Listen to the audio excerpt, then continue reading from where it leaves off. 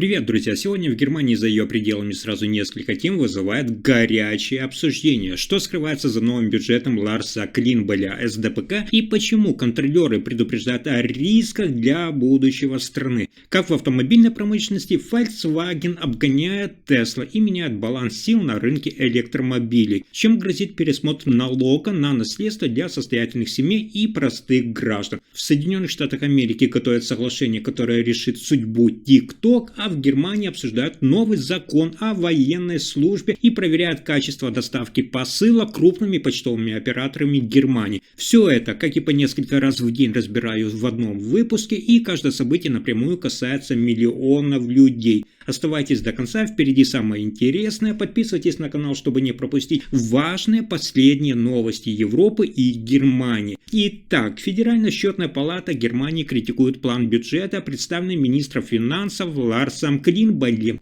По оценкам контролера, предлагаемый проект бюджета на 2026 год может привести страну к росту долговой нагрузки. Клинболь планирует общий объем расходов федерального бюджета, внимание, около 520 миллиардов евро. Из них почти 90 миллиардов евро – это новые долги в основном бюджете. И еще порядка 84 миллиардов евро долгов через специальные фонды и внебюджетные статьи. То есть в сумме 174 миллиарда евро нового долга. Счетная палата указывает, государственные расходы растут быстрее, чем доходы, и многие основные функции государства уже не могут финансироваться исключительно из текущих поступлений. Новые долги, по мнению экспертов, лишь смягчают проблему на короткой дистанции, но снижают давление на проведение реформ. Контролеры предупреждают, если не будут проведены серьезные шаги по сокращению расходов, повышению прозрачности, четкого определения приоритетов, пересмотру субсидий, результатом станет ситуация, когда все больше средств бюджета будут уходить на выплату процентов по долгам. Это сократит возможности будущих правительств и увеличит долговую нагрузку. И еще интересные новые неожиданные перестановки в автомобильных новостях. В Европе происходит стремительный сдвиг на рынке электромобилей. Tesla теряет свои позиции, в то время как концерн Volkswagen показывает заметный рост. По данным компании Jata Dynamics, доля Volkswagen на рынке полностью электрических машин выросла с 18,9% в первые 7 месяцев 2024 года до 28,6% в том же периоде 2025 года. В то же время Tesla, наоборот, сократила свою долю в этом сегменте почти на 8 процентных пунктов с 16,4% до 8,6%. Среди причин успеха Volkswagen это более широкий модельный ряд и новое поколение автомобилей. Средний возраст, кстати, моделей Tesla составляет около 8 лет, тогда как у Volkswagen, внимание, примерно 3,3 года. Также успехи демонстрируют компании Ford и Hyundai Kia, чьи продажи электромобилей продолжают расти. Tesla сталкивается с рядом проблем. Это слабый запуск новой Model Y, устаревающий портфель моделей и растущая конкуренция со стороны европейских и азиатских производителей. Таким образом, немецкий автопроизводитель становится одним из лидеров рынка электромобилей Европы, в то время как Tesla, долгое время задававшая темп, находится под давлением и утрачивает долю рынка.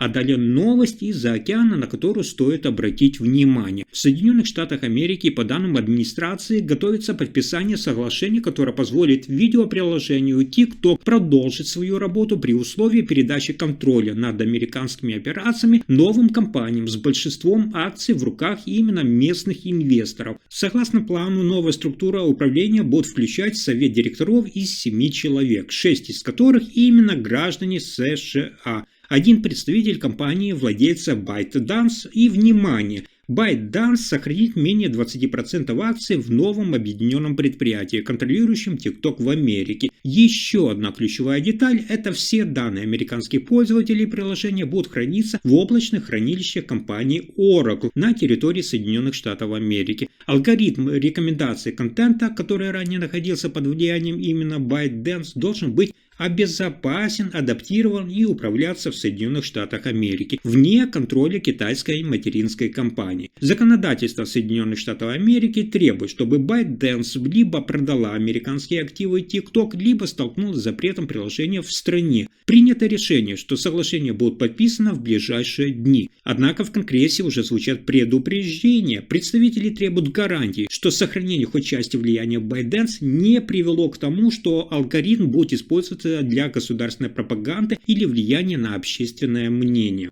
А дальше еще интереснее. В Германии назрела острая дискуссия о реформе налога на наследство. Власти и оппозиция обсуждают, кто именно пострадает от изменений, а на чем кармане это практически не отразится. Сейчас закон освобождает от налога очень состоятельных наследников, особенно тех, кто получает крупные предприятия или собственность благодаря так называемой проверке необходимости льготы. Эту норму критикует партия левых, заявляя, что в 2024 году государство лишилось около 3,4 миллиарда евро, предоставив налоговые льготы сверхбогатым. Для большинства граждан, особенно тех, кто получает умеренное наследство от родителей или родственников, изменения могут быть незначительными. Существуют индивидуально необлагаемые налогом суммы. Например, супруги получают право на половину миллиона евро без налога, дети 400 тысяч евро, а внуки 200 тысяч евро. Также защищено собственное жилье до определенного размера, если наследник продолжает жить в нем. Но если наследуемое имущество, особенно коммерческое или компании, превышает определенный порог, то изменения могут обернуться значительной налоговой нагрузкой. Генеральный секретарь СДПГ Тим Клюсендорф предлагает ужесточить правила, убрать или сократить льготы для крупных наследств и предприятий стоимостью свыше 26 миллионов евро, увеличить необлагаемые пороги для остальных и гарантировать, что наследники крупных состояний платят справедливую долю. Также стоит отметить, что Конституционный суд Германии может потребовать изменений, если сочтет действующие льготы неконституционными.